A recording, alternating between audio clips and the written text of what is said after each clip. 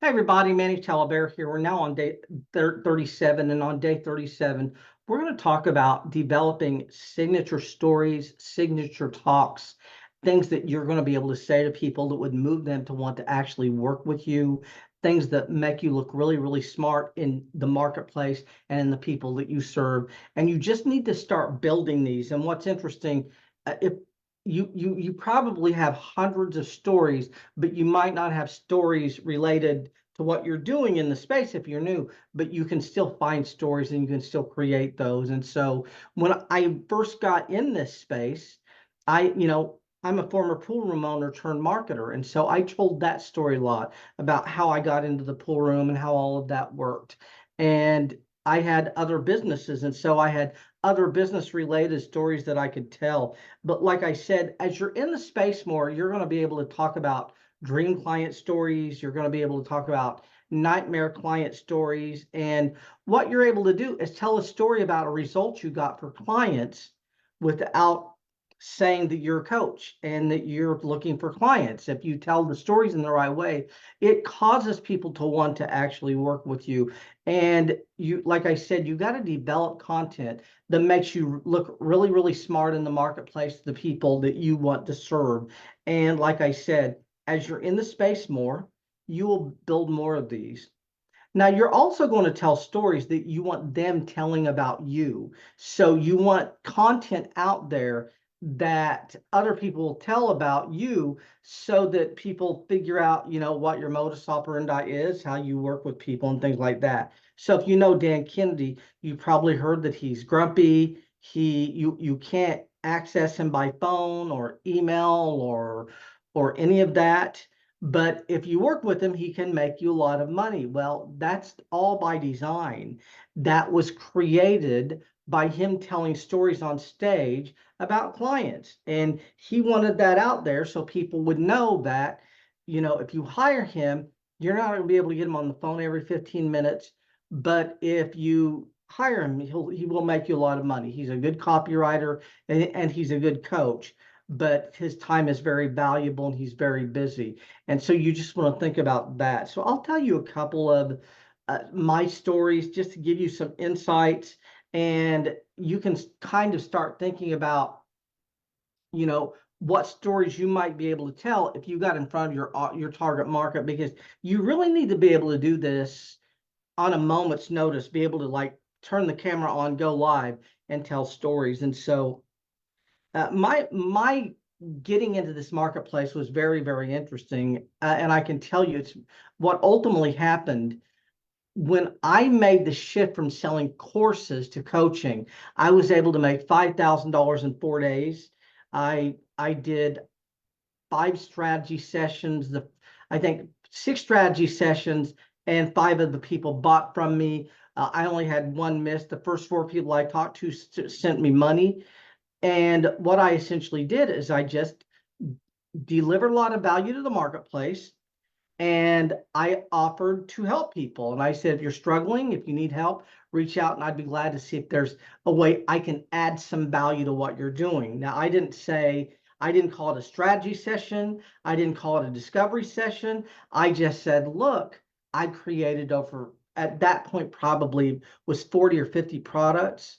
I said, if you're wanting to create courses and you're struggling, I'd be glad to jump on a call and see if I can add some value to you. And when I did that, a lot of people reached out. And so I was marketing to people who were stuck, and I was offering help. I wasn't like trying to sell them anything. And then what I did is when I got them on the calls, I asked really smart questions.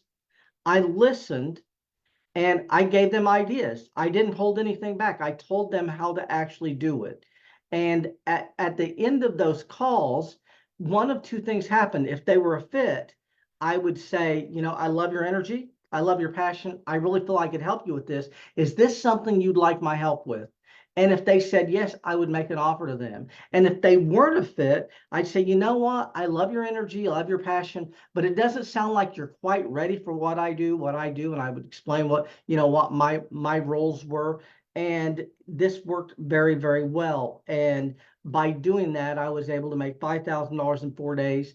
And that system led me to doing over 150 strategy sessions in 9 months and getting around 50 clients without being even a little bit pushy. Now, just to kind of break down that story, when I originally told that story, I wrote it out.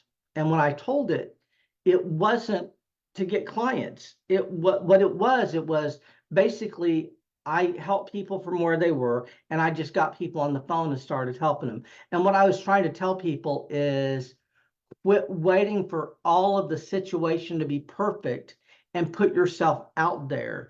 That was the message I was trying to tell, but that's not the message people got. What people got was all of the things I did for people, and what ultimately happened is that message kind of went viral. And so I tell that story a lot. So, my background is in marketing. When I got into marketing, I studied Jay Abraham for over 2,000 hours, and later on went on to other people, and I studied marketing over 15,000 hours. I created over 80 courses. I've worked with over 300 clients. And how I work with people's I'm only looking for marketing assets. I'm looking for people who have marketing assets that are underdeveloped. And so the thing is, what people don't get is there's 5 ways to grow a business. You can increase leads. Increasing leads is getting people to raise their hand and ask for more information. And they can do that by picking the phone up and calling you, opting in, going to your website. So there are many ways we can get people to raise their hand, right? So the first way is to increase leads. The second way is to increase conversions.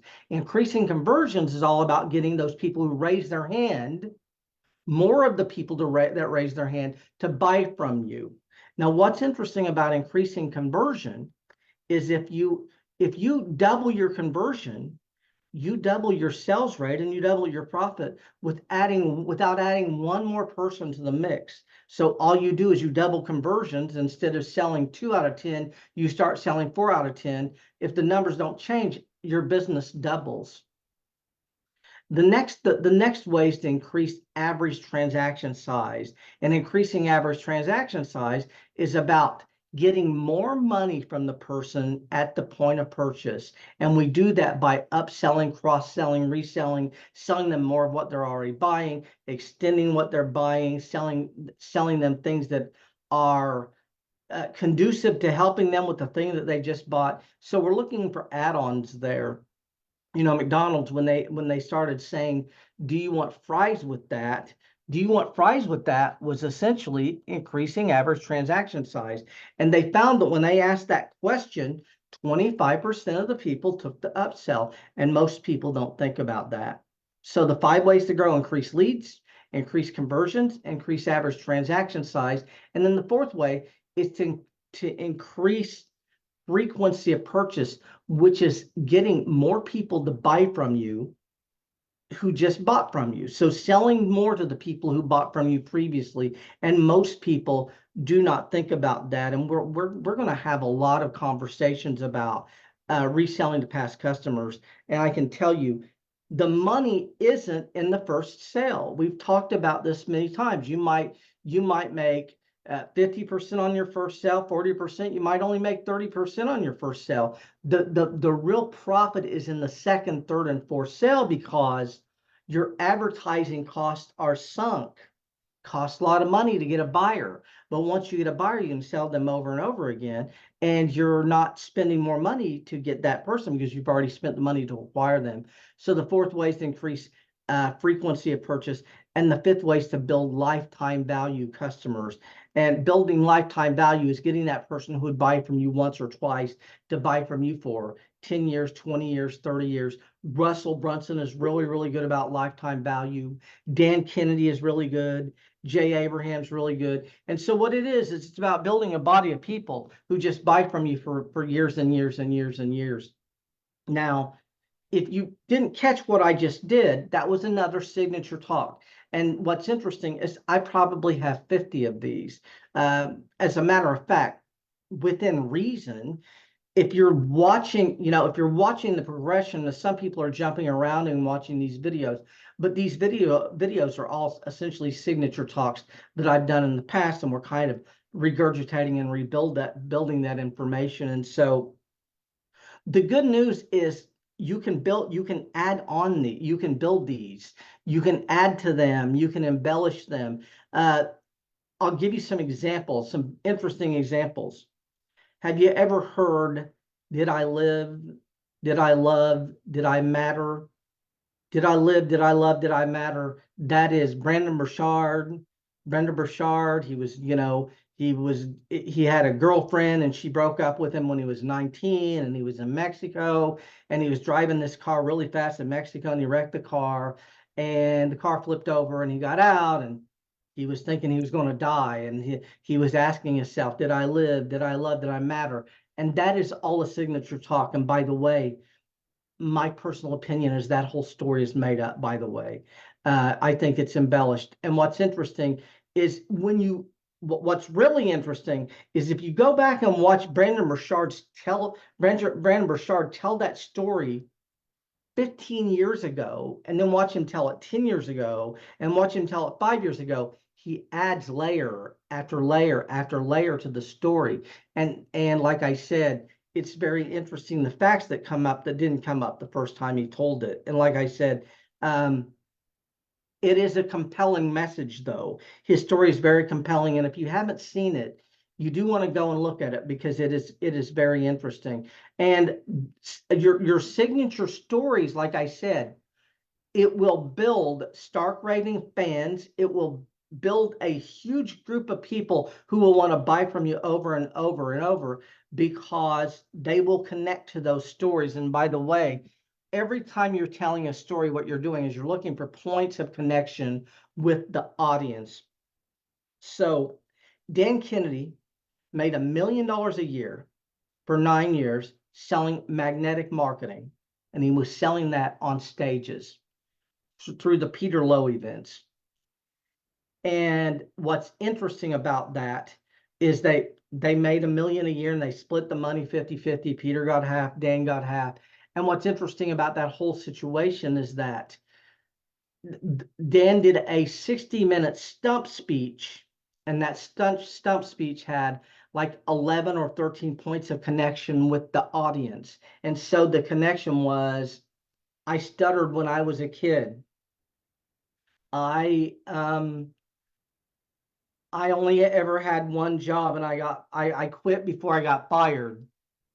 I went bankrupt personally and professionally. I had an alcohol problem, and I cured myself of that. I got married to the same person twice. I've been married twice to the same person. I've had one divorce or something like that. I think that's the story. And like I said, and what's interesting is when people walk up to Dan Kennedy in the back of the room and they buy magnetic marketing, they don't ask him any questions about marketing. He said he would go to the back of the room. He'd say, I'm going to go to the back of the room. You can buy magnetic marketing. If you have any questions, I'll answer them.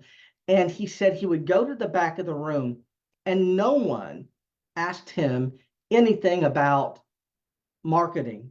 But people would walk up and they would say, I had a stuttering problem. I didn't go bankrupt, but I almost did 3 times. My father was an alcoholic. So all of those connections caused those people to buy. And so, like I said, you want to build that. And what you do is once you build it, you try and tell it the same way every single time, except that you're over time going to add to it. And what's interesting, Dan said that, Dan has this stump speech, and he said it was 59 minutes and 57 seconds. And if he did it 10 times, it would be 59 minutes and 57 seconds, to the point where he stops to take the drink of the water, the same place every single time. He's telling the same jokes. He's allowing the same 20 seconds of laughter before he moves forward. And he said that Zig Ziglar was the same way. He said you could literally leave the room and you could walk into the room, and by where Zig was at, you could know how much time was left on his speech. And so you want to think about that. But like I said, you want to develop many of these, and you just want to continue to use them. And like I said, as you're watching this, you're going to see a lot of what I'm talking about, because I'm going to be doing it while we're going through this. But I'm going to end out. I hope you got some value from this, and I'll see you all on day 38, and thanks a lot.